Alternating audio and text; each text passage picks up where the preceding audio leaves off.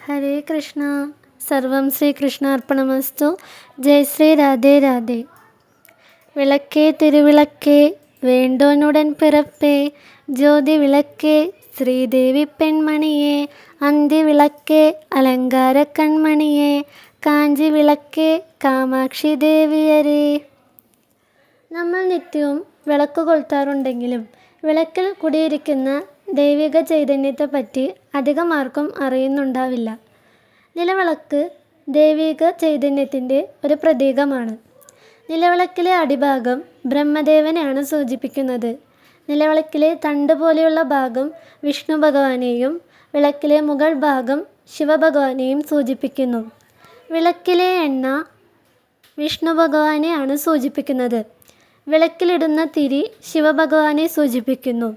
വിളക്കിലെ നാളം ആ ജ്യോതി ലക്ഷ്മി ദേവിയെയും വിളക്കിലെ പ്രകാശം സരസ്വതി ദേവിയെയും വിളക്കിലെ ചൂട് ആ തിരിയുടെ ചൂട് പാർവതി ദേവിയുമാണ് സൂചിപ്പിക്കുന്നത്. അതുകൊണ്ട് തന്നെ വിളക്ക് കരിന്തിരി കത്താതെ ശ്രദ്ധിക്കേണ്ടതാണ്. കിഴക്കോട്ട് ദർശനമായി വിളക്ക് കൊളുത്തുകയാണെങ്കിൽ സങ്കടങ്ങളെല്ലാം ഒഴിയുന്നു. പടിഞ്ഞാറോട്ട് ദർശനമായി വിളക്ക് കൊളുത്തുകയാണെങ്കിൽ കടബാധ്യതകളെല്ലാം കുറയുന്നു. വടക്കോട്ട് ദർശനമായി വിളക്ക് കൊളുത്തുകയാണെങ്കിൽ സമ്പത്തും സമൃദ്ധിയും വർദ്ധിക്കുന്നു.